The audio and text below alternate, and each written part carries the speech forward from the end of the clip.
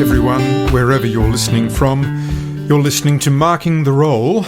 My name is Phil Dye, I'm your host, and this is a podcast for teachers, for parents, for educators, whether you're in the school system, the university system. Increasingly, it's also being listened to by students. We're based in the Illawarra area of New South Wales, which is in Australia on the east coast, but we have listeners from all over Australia and all over the world. This is episode 25, which asks the question, is it really worth going to university these days, especially in this time of low unemployment, when there's plenty of work around, when university fees are quite high, and when universities are coming in for quite a bit of flack. Now, this episode is useful for teachers of kids who may be going on to university, useful for parents, where the kids might be thinking of tertiary study, for the students most certainly, for employers who want to know what the students are learning, and it's certainly important for tertiary administrators. I interview quite a few people for this episode, and I don't want to make out that one person's experience represents everyone. I think the ABC in Australia have developed this trend of putting up one person's experience as representing everyone, and that's not how it is. So, yes, just because one person has a bad experience doesn't mean everyone has that. Although there's some terrific insights here in this episode from the individuals that I interviewed. I have just recently resigned from Macquarie University, and look, a lot of people love Macquarie and it had a tradition of very fine education. But the main worry was that it was, well, to me, it was being taken over by identity politics. There was absolute obsession with diversity, with race, with gender, and not just an obsession with who people are, but who people think they are, their own subjective ideas.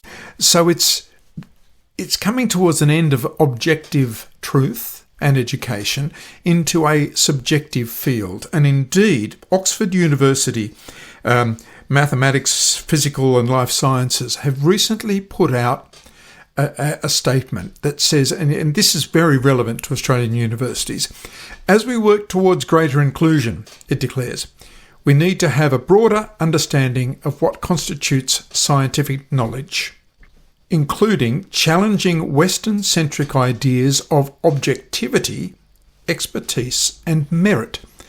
In other words, scientific study to find the truth is being questioned, and subjective ideas and feelings are being respected. Now, as someone who has worked in science for a long time, this is very hard to take. And I can see that Australian universities are going that way. There's this immense focus on queer culture, on transgenderism, and how can you teach science that says there are only two sexes, male and female, but also honour the people who say that they're on this spectrum between the two. A man who dresses as a woman is still a man, no matter how he feels. So I found that very difficult to deal with, especially when you came to a beautiful room called the Queer Safe Room, which I don't think I ever saw anyone in. And I said to several people at the university that this actually sends the message that everywhere else at the university is unsafe for someone who is different, and that is certainly not the case. So it would be fair to say that some universities have been taken over by an ideology that really is not quite in line with scientific research and the teaching of facts. Now, we're going to start today's episode asking whether universities are just worth it these days with the words of someone from the Daily Insight. Now, this person works at a university. No one knows who he is. His voice changes, but he tells tales about the university that he's working in. Of course, no one can pin him down, and he's not willing to say which university it is. So here's the first of two comments from, let's call him Bob, from the Daily Insight. As part of my job as a university employee, I had to sit in on classes and take notes. This was back in early 2019, before the pandemic. I used to sit in on an international relations class. On the first day of class, the lecturer introduced himself and stated that in his class, nobody will talk about, discuss, or mention President Donald Trump in any way. He said the penalty for doing so would be $5 placed in a jar in the classroom. I found that a bit strange for an international relations class, considering that Mr. Trump was the sitting president of the United States. Anyway, throughout the semester, a total of only $5 was placed in the jar, and that was by the teacher. He accidentally went on a rant about President Trump, and consequently placed $5 in the jar. I use the term accidentally very loosely, as I believe his rant was staged. Now, don't get me wrong, I'm not a big Trump fan. However, this is a university class on international relations. The course content included the rise of China under Xi Jinping, Russia under Vladimir Putin, and even the Weimar Republic and the rise of Adolf Hitler. Yet President Donald Trump was off limits? What the hell is going on in universities today? Don't get me wrong, the students weren't stupid. I overheard a couple of them talking outside the classroom about the Donald Trump ban. As one eloquently put it, "It's funny, we're allowed to talk about murderous dictators, but we can't talk about the sitting president of the United States, essentially a celebrity businessman? What the f*** is wrong with this university?"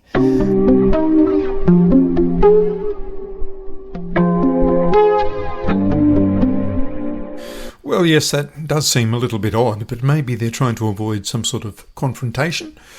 Now, if you're teaching a Year 12 or Year 10, 11, 12, or if you're a parent, your child or your student's probably going into an undergraduate course, and later on they may well do another course, a postgraduate course. So I thought we'd have the next interview with someone who's done both and can talk about the difference. And this is Sarah Taylor. Sarah is unwilling to say what university that she was at, and her voice has been changed a little bit to hide her identity, although Sarah doesn't say anything negative really about universities at all. Sarah Taylor, you've done both undergraduate, postgraduate degrees, or you're doing the postgraduate now. What do you think is the main difference between the two as an experience for you? I think that with my postgraduate degree, I think people and the cohort really brings in some different experiences and really some life experience, which really enables, I think, us as a cohort, I've found to really be a lot more cohesive, as well as I find my postgraduate course people are really wanting to be there and wanting to follow that career. So far it's been a lot more enjoyable. And with your undergraduate degree, did you find that people were there, students were there because maybe they had to, or their parents asked them to, or there wasn't that drive that you see now in the postgraduate? I think in some instances, yes, they were, but I also think when you're younger, you potentially don't know what career path you would like to go into or what the workforce is like. And really in a lot of the undergraduate courses, I found that the first year or two, they're very general in terms of that you might want to go into kind of a specific area in property or something, but you're taking very, very general, almost kind of basic subjects to show that you can do that. So it's really hard to see where that's going to lead to, and that transition to a kind of a higher level thought, which can be a little bit difficult to be able to keep up the momentum and the enthusiasm. So with the undergraduate degrees, I would say that it really is up to the student to really commit and get the most out of their qualification. How long did it take you after the undergraduate to really find out what you wanted to do? So I had 5 years after my undergraduate before I worked out that there was potentially other career paths. I think that was also a challenging time for both undergraduate and postgraduate students. This was during COVID, and I feel that through the main stages of the pandemic, although COVID is still continuing on and we'll have it for a while, I think it really made people think about what they valued in their career and wanted. One of the lecturers that I've interviewed for this episode talked about the rise in cheating and plagiarism from university students. And have you found that? I'm not saying did you do it, but have you? Is that a topic of discussion amongst your friends? It definitely is a topic of discussion, and through the online learning stages, which went along with the COVID pandemic and lockdowns, and having to take exams online, and of course there was different programs for that, as well as the rise in artificial intelligence and the AI websites, which can help people create essay question answers. There's definitely I would see a lot more chat about it, and I think a lot more students are using it. Yes, whether they're getting caught or not, I think it's going to be very important for the universities just to be able to make sure that the academic integrity of work being submitted is still of a high standard. Yeah, and do you find that there's many of your friends from schools, say, who went on to university and couldn't find a job in the chosen field that they'd studied for? Yes, I think there definitely was, but I also think that students coming out of university potentially have an expectation that, say, you've done a management degree, that you can then manage a group of people straight away, and depending on your prior experience, you may be able to. But I think younger generations also need to understand that working and kind of gaining credibility to your abilities in the workplaces and your skill is also a really important part of your career. And there is a lot of skills which can be gained from working from the ground up as well, and that definitely shouldn't be diminished. And I think a lot of people haven't taken jobs because they're scared of kind of going back to basics and really working their way up. Yeah, so are you indicating that what they've learnt during their course doesn't equip them for the feet on the ground work? Are you implying that? I would say I'm not fully implying that. I think university skills, which they teach, is only one aspect of employment and a career. And really the life skills and the real learning, I would say, for me and my experience, occurred when I had graduated. Okay, so Sarah, if you're going to be telling a Year 12 person who's going to be sitting their exams in 8 months or something, giving them some advice about going to university and choosing the university, what would that advice be? I would say to a Year 12 student who is going to be applying for university soon to, firstly, don't be afraid to not accept an offer straight away and to take a gap year. It's okay to not know what you want to do. And even though it feels like you need to keep rolling, it's okay to take a break. Otherwise, if you are looking to go straight into uni, I would say choose a degree or choose subjects which you're interested in, not necessarily that you're good at or your friends are doing or your parents think you should do. But if you're really interested in them, you'll apply them, you'll apply yourself to that course, and you'll also get a lot more out of it and a lot more enjoyment. Otherwise, I would say being on campus for the first time, it's very different to school, and don't be afraid to be different and to say hello to people and just start making a conversation, because you'd be surprised at the different relationships and friendships you can get out of even just being at the coffee shop and saying hello. Yeah, okay. And look, finally, do you think that it's essential these days to have a university degree in order to go into the workforce? No, I definitely don't think it's essential to have a university degree. I think there's so many different roles out there which don't require a degree, and also life skills and just general skills which you can get without university.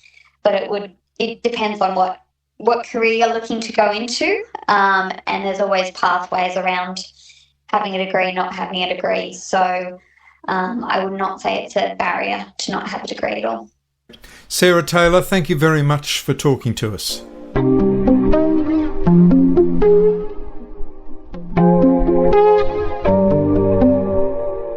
Time for a brain break now, and here's another band from the Illawarra, Cherry MaMalade.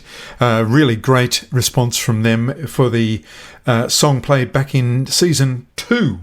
And here's their track, Sweet Sienna. Hey, sweet Sienna, flowers in her hair like a mama. Hey, sweet Sienna, you can rule the world if you wanna. Floating up into the sky, sitting on the moon way up high, watching the people down below. Ooh, I see 'em put on the show. Hey, sweet Sienna, flowers in her hair like a mama. Hey, sweet Sienna, oh baby, you can rule the world if you wanna. All you have to do is dance and sing a tune. All you want to play is hide and seek all day. So 1, 2, 3, here I come.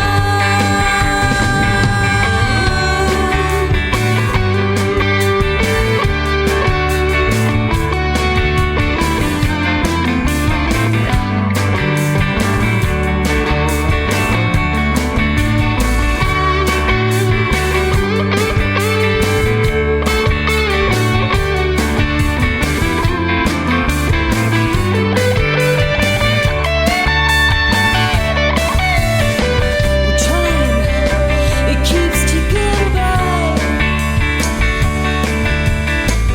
Yeah, you don't care, but you try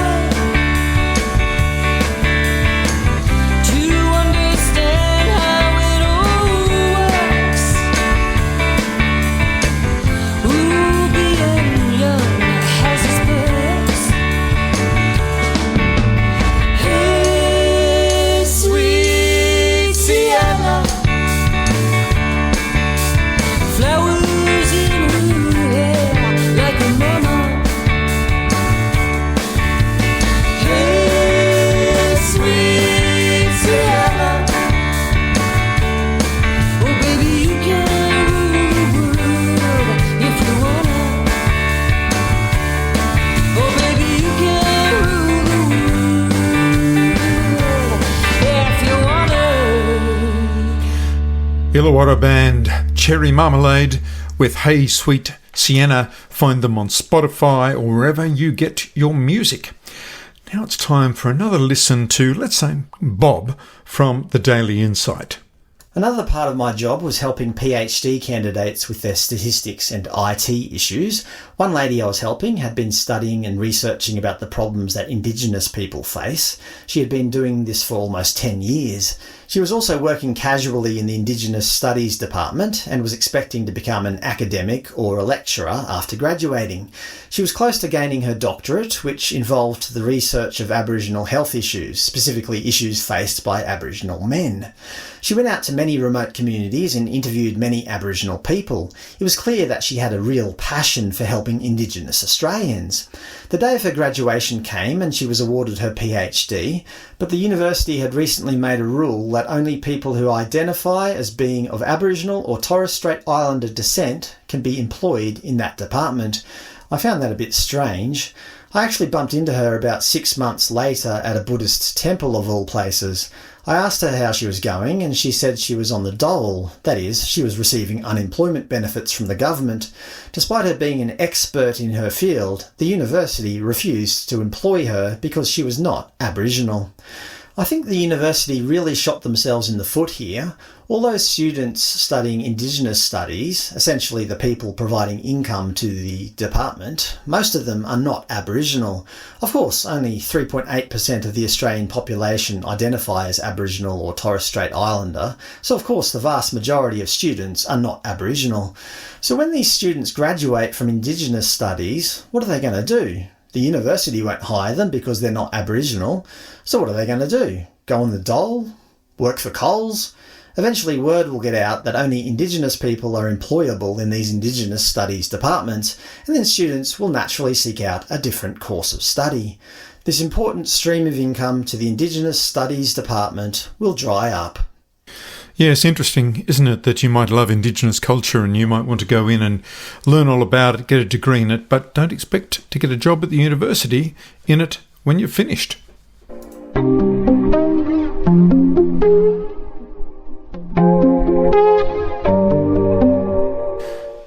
Now, it's time to hear from the other side of the fence, from the lecturer, from the person who has spent their whole life in the university system, in the tertiary system, as a lecturer, as a coordinator of subjects. I spoke to Jeff Barnes, not his real name, and gee, he doesn't really sound anything like this, of course we've altered his voice. But his whole career has been in education in the tertiary sector. Jeff, can you just tell us a little bit about your education and lecturing history?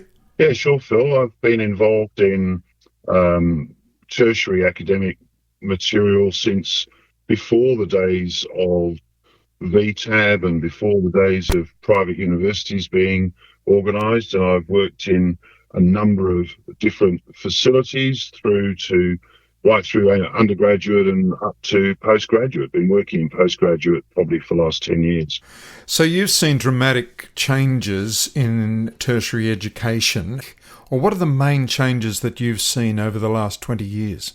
I think the really serious one is that education's become a commodity. And the education part of what goes on seems to be secondary to the business. And it's very much about money. That's the major change. And that would be true not only in private education sectors, but in the university sector as well? Very much so, because the if you like, the official universities as opposed to the private ones, they rely on overseas fee-paying students so much that without that income, they would not be able to function in the way they do today. And has this all meant a decline in standards of education? Absolutely. I see that in my own teaching. I get frustrated by the poor quality of the students who are enrolled, and it really doesn't matter what level you're talking about. If you're talking about undergraduates, you get people who are not really qualified to enrol in the university, in my view.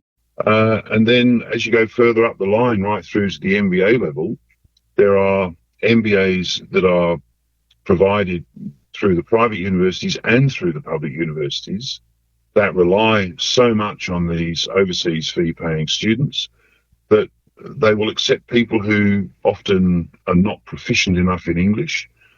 They have done, allegedly, they've done a degree which qualifies them to do it, but you wonder what and how they've done because they have no ability to do anything academic at all. So, yeah, the standards have really gone down. And have you seen, for example, as the course content, the standard of that dropped to cater for other students who perhaps aren't up to the academic rigour? Have you seen a drop in the entire content standards? Yeah. This is an insidious sort of growth area. So I have been teaching a particular subject at postgraduate MBA level, and it's in the courses I've been teaching. It's been an elective, but it's been an elective that almost everybody does. And I've found that the course material I'm teaching at that MBA level is the same as the material I was teaching at undergraduate level, the actual standard, and in some cases less in terms of theory and applying theory. And in fact, in the days when we were going for the VTAB accreditation of courses many, many years ago, I was teaching the same quality then as I am now at MBA. So yes, the standard has dropped. It's very sad because what it's doing is creating a dumb society, isn't it? It's not an enriched society at all. It's very hard. Yeah, it's very hard to have conversations with people who claim to have a certain standard of education, and you actually can't discuss the types of things they've studied in an intellectual way. It's just gone. I mean, there's a few, but not many. It's not there. Now, I don't know whether you've had this experience, but I certainly have in a tertiary institution where the student wellness department, student wellbeing, were able to override the lecturers and say, no, this student can't do this assignment in time, or this student can't do this assignment at all, which meant that students often got away with doing virtually nothing. Have you experienced that? Don't get me started on this one. We could be here all day. It's just, I call this a pernicious blight on the system, because the so-called wellness people are not about education at all. They're about babysitting, mothering, caring about people who have problems. And I don't deride the problems that these people have. But if you enroll in higher education, at any level, higher education, then you've done so theoretically with the knowledge that you are going to be tested as a human being to learn and understand, analyse, and then project new ideas through that study. If you're incapable of doing that, you're not suitable for a university environment. And the wellness crews who then come back to you say, oh, this poor person has got X, Y, and Z wrong, and you've got to make allowances for it. They just dumb it all down even further. And people are getting degrees that they do not earn or deserve. I spoke to a university student earlier on that said that the university was simply a way of telling an employer that they could get things in on time and work to a deadline. Now, what you're saying is that really no longer applies. No, extensions, oh my goodness. I worked with someone a long time ago, and we thought about writing a book of student excuses. The dog, we were going to call it The Dog Ate My Homework. But of course, there are so many more really sophisticated excuses than that one. And they just get extensions. Oh, look, you better give them an extension. We want to keep our pass rate up for the subject. So is there pressure on lecturers to pass students so that they're not disgruntled and they don't go back to whatever country they might have come from or back to their family and say, oh, no, that's a terrible course? Is there pressure to pass? Yeah, look, it's a subtle pressure because you will get two messages at the same time. One message is you've got to keep the standards up. You've got to teach these people. They have to know what they're doing. They have to reach all of the milestones in the course. They have to do this, that, and the other. And the other one is we've got a pass rate of X% for this subject. We don't want it to go lower. So what are you doing to make sure it doesn't go lower? Yeah. No wonder so many academic staff are unhappy. Now, do you think that there's the jobs out there for students? In your experience, a student comes out with degree, maybe it's in marketing, maybe it's in sport, maybe it's in engineering, but are the jobs actually out there? I think mostly they are. And again, for some of the overseas students, there are plenty of jobs because they go back to their country. I mean, a case in point there is India, where we're getting increasing numbers of Indian students in Australia. And a lot of them go back to India and they get jobs. They get good jobs. And if they've done a reasonable degree, they're probably making a very positive contribution to their country's economy. In Australia, I think the jobs are there, but the problem that I have is that both at undergraduate and postgraduate level, when the students graduate from those courses, they have expectations which are unrealistic about the job. Now, you say to the students, well, how much do you think you're going to earn when you leave here? And I can't tell you how many undergraduates who are early 20s have said, I'm expecting $100,000 when I walk out of here. Yeah. It's just crazy. So the jobs are there, but there are jobs at 50 grand or 60 grand. I want something big. Which are perfectly good career step jobs. They say, oh, no, I've got a degree. I don't need that. I want something else. And the ones with the MBA, they're looking at even more. Yeah. Do you think that this idea of early entry from universities, and it probably happens in the private sector, private colleges and universities as well, where the student gets accepted before the HSC or before their Year 12 exam, and then they don't have to actually pass the Year 12 exam because they know they're going into university. Do you think that's a good idea? No. Well, that's fairly straight. Very simple. Yeah.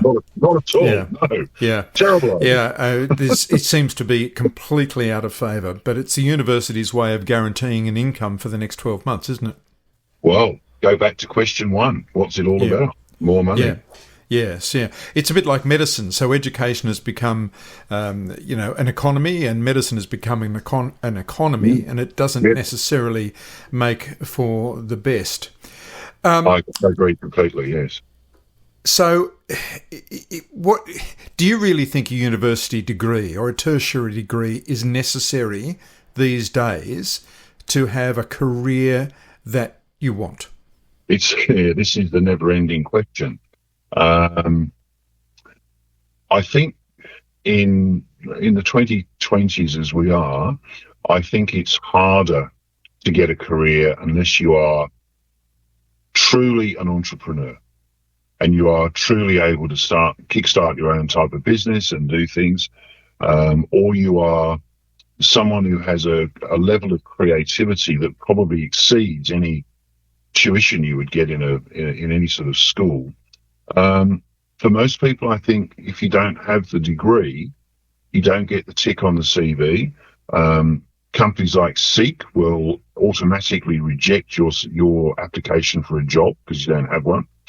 So I would say, yes, a degree is necessary, but for my grandchildren now, I would say you have to have a degree. I can't see any way around it.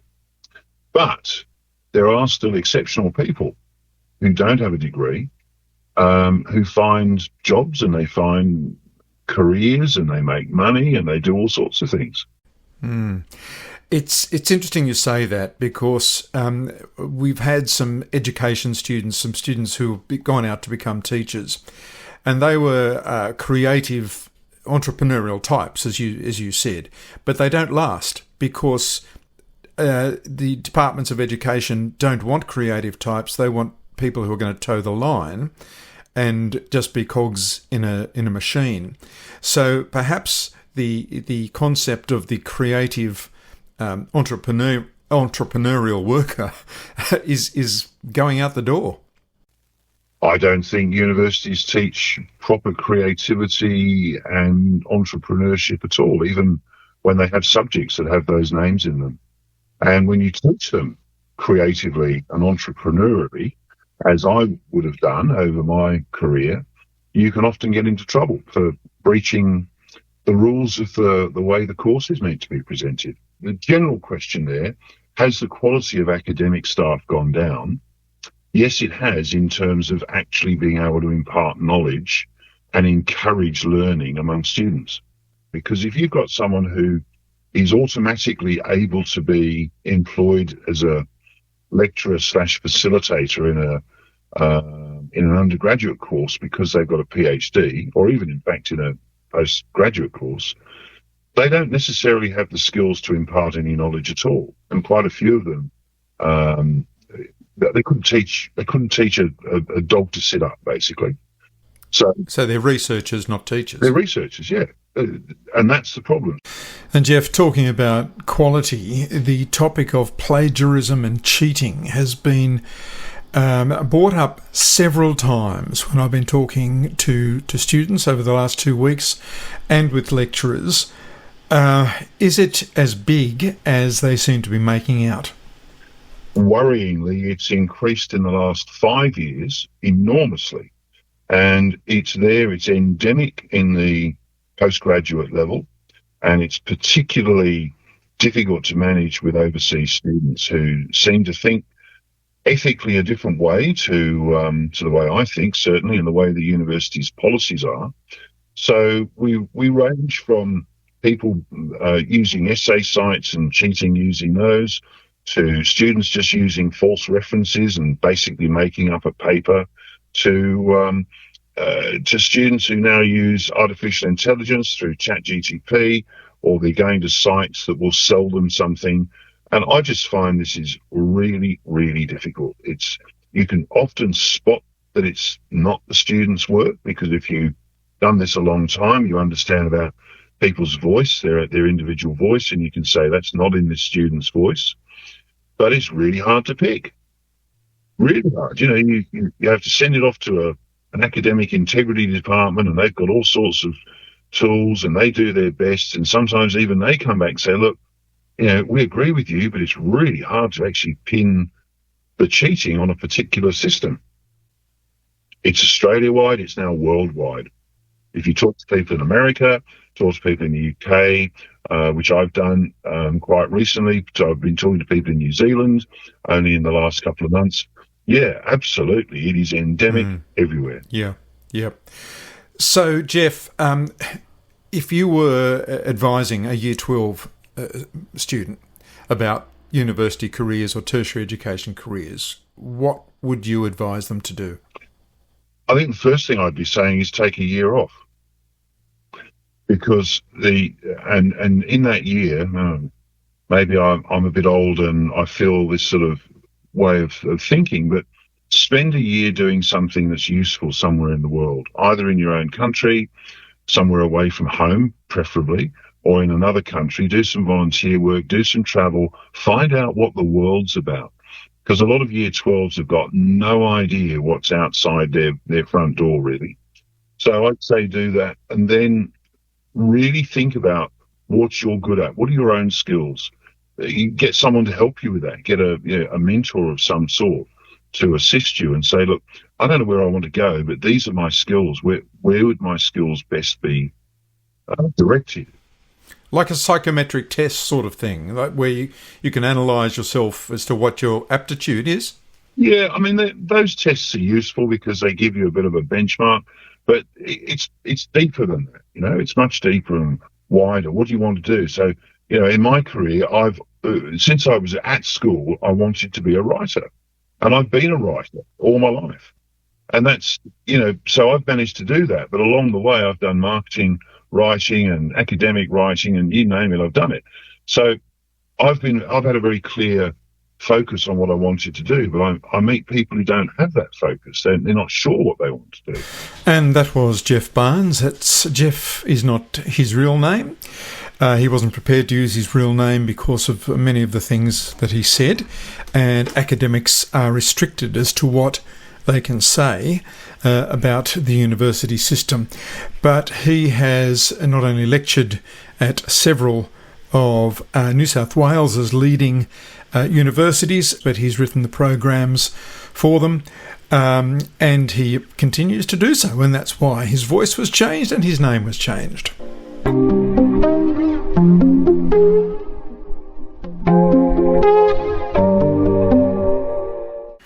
Now, to round off this episode and to talk about some of the things that Jeff was just saying, I'm going to talk to Ishbel Dunsmore. She's the Education Officer in the SRC, the Student Representative Council, for the University of Sydney.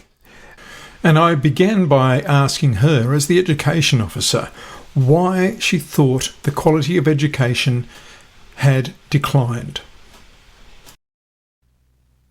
I think it's a combination of factors. I think the sort of main overarching reason I see is that students and staff have kind of lost a lot of the control over their learning and working conditions at the uni. I think the overturning of compulsory student unionism in 2005 is a sort of great and tragic example of this.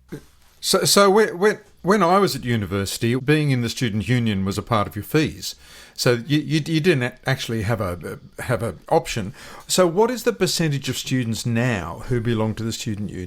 We can't even really document it. It's because everyone has to pay their staff fees now, which is the student staff and amenities fee. So there's a sort of proportion of that goes towards funding the SRC. But the problem with that is that students aren't really told about the necessity of being in the student union or knowing about what it sort of does and the campaigns that it's run, which I think is, deeply problematic. And of course, that means that other students who may want to get involved don't know it exists, so they don't bother. And they become unengaged in university life. Yeah, definitely. And that's a real problem. Yeah. And what are the staff saying to you about the quality of education at university? Well, if it tells you anything, staff are about to go into their 7th day of strikes this Thursday. Right. Yeah, so that's lecturing staff as well? Yeah. All staff who are in the National Tertiary Education Union or Casuals Network, which are the 2 active unions on campus. And what are they actually pushing for as part of quality education? Is it salary based? They're fighting for a fair pay rise above inflation.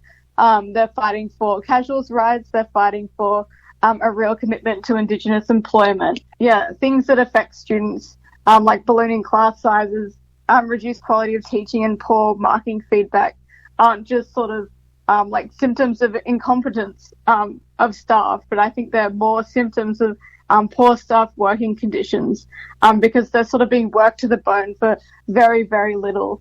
And I think that's a trend with university, management in the past sort of 20 years, as you said,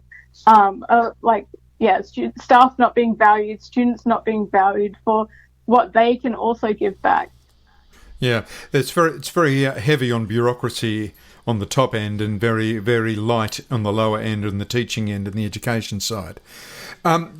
So Chinese students are now returning to Australia, and it seems, and that's good, but the universities are just repeating their mistakes of relying on this market. Now, we saw what happened during COVID. If they rely on that market, of course, it's going to be a disaster. Do you think that universities in general are well managed?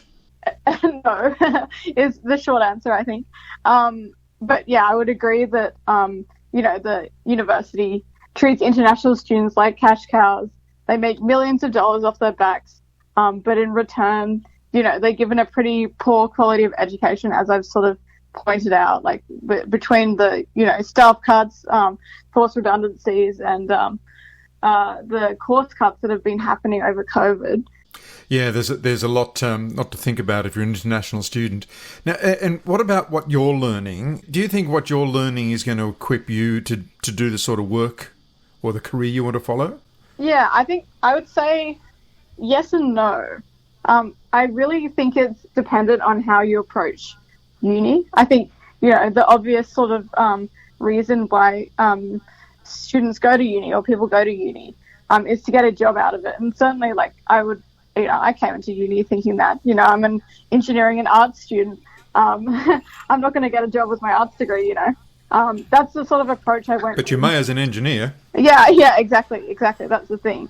But yeah, that's why I sort of went in. But I sort of almost feel like this is the wrong approach. I think this sort of thinking is really reinforced by the Liberals' Job Ready Graduates package in 2020, because it kind of incentivized students to take, an engineering degree over an arts degree based on perceived worth that was sort of set by the government. And yeah, I think, they're successful in shooing students into these jobs that benefit the economy. But I sort of want to reframe it to say that there's a sort of equal, if not much greater joy and use in approaching uni with the perspective of learning for life and for yourself, and participating in uni as a social and public good. Yeah, so it's a matter of having a larger view of what education is, not just a training for the job view. Now, you mentioned before that overseas students were really cash cows for the universities, but what about the early entry to Year 12s, where Year 12s are given early entry and really they just grab it and they say yes to it. They've never even been to the university or read about it, really. They just take it. Do you think that that's another just money-making scheme from the universities?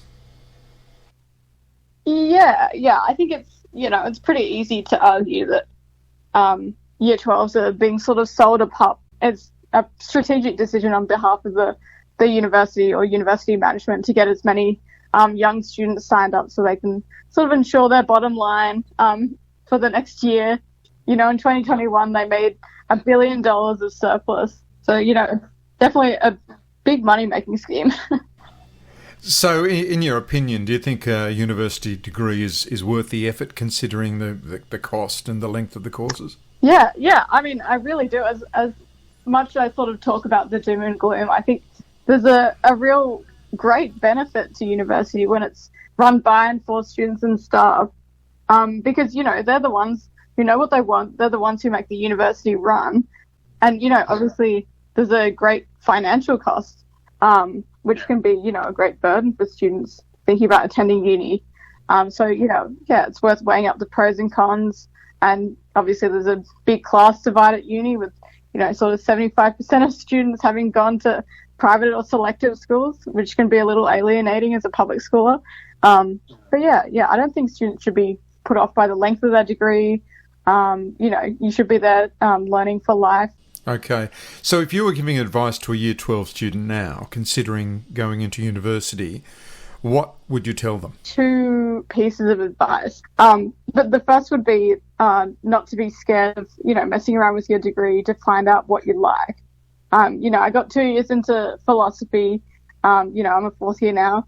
2 years into philosophy before deciding it wasn't for me and picking up political economy instead, which, a lot of people do actually, because political economy is one of those units that people have no idea what it is, but it's got a really rich history. I think it's worth going along to your friends' lectures and, talking to staff, getting involved in the faculty societies if that's your sort of thing. But yeah, I think, university is as much as it is about learning in a formal setting as it is about learning outside the classroom. What about joining the union? So you'd certainly suggest that students do that, wouldn't you? Yeah, so actually my next point is to join your student union. Funny you say that.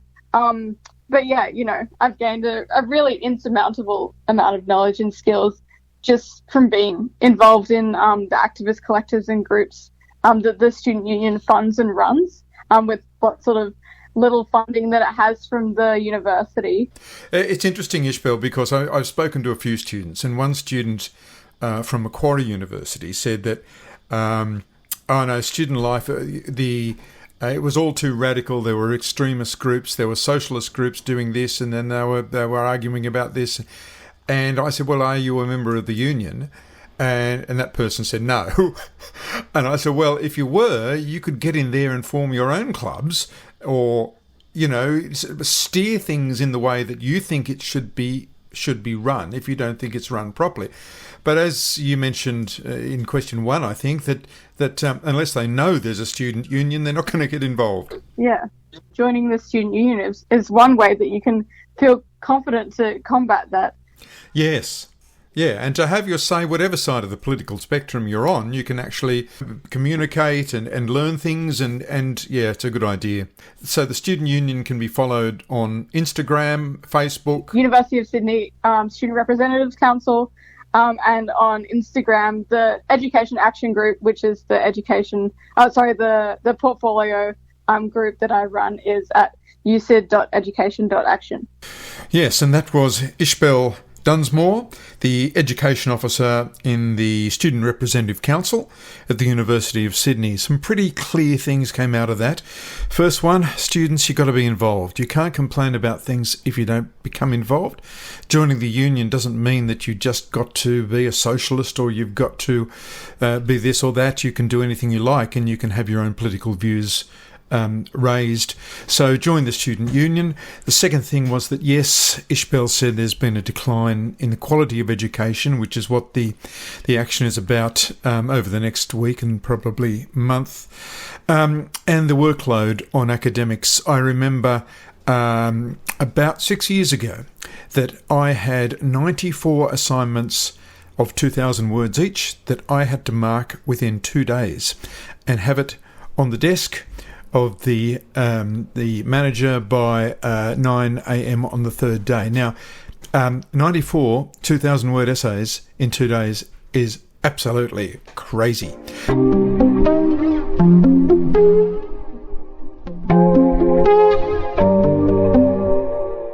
And perhaps one of the biggest issues facing both academics and students on university campuses in Australia has been freedom of speech.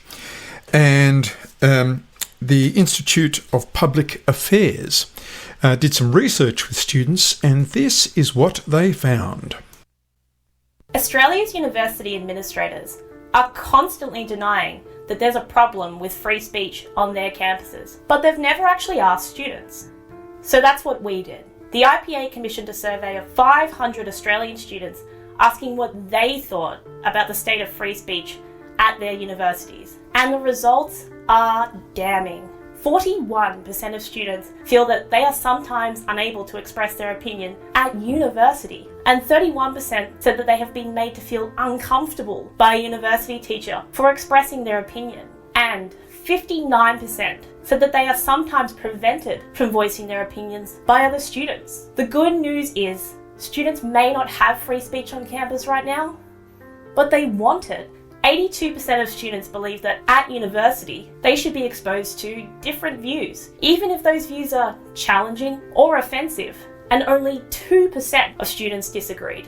So if such a large majority of students want free speech, why are university administrators letting a tiny percentage of anti-free speech activists dictate the culture on their campuses? Universities are supposed to be bastions of free intellectual inquiry and open debate, but they are failing.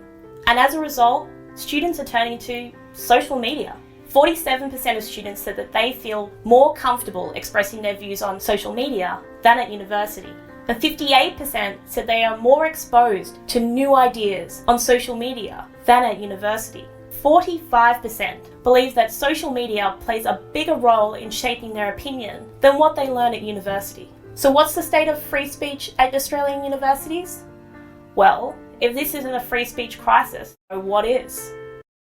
Well, maybe there is a free speech problem at Australian universities, and maybe that's why Donald Trump can't be discussed in a lecture on international politics.